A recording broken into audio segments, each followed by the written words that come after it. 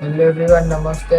તો આજે મેં બ્લોગ નહીં બનાવી શકું કેમ કે થોડું ઘરની પ્રોબ્લેમ છે અને મેં તમને કહી દઉં કે આજે મેં 2 ટ્રેન લીધેલા. 2 ટ્રેનમાં મારું બંને એસએલ ગયા છે અને માર્કેટ એસએલ ગયા પછી મેં બંધ કરી દીધેલું કેમ કે મારું રૂલ્સ છે 2 એસએલ જાય એટલે માર્કેટ બંધ.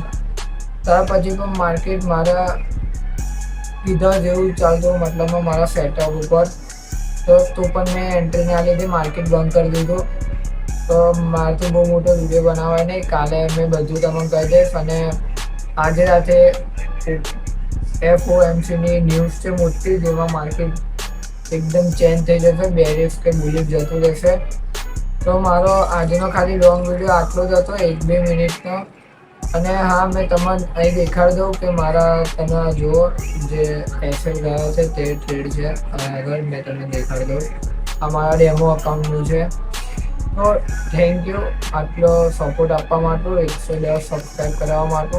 હવે ડેલી કન્ટેન્ટ નાખતો રહીશ મેં. તો આપણે મળીએ કાલના બ્લોગમાં. તો ચલો.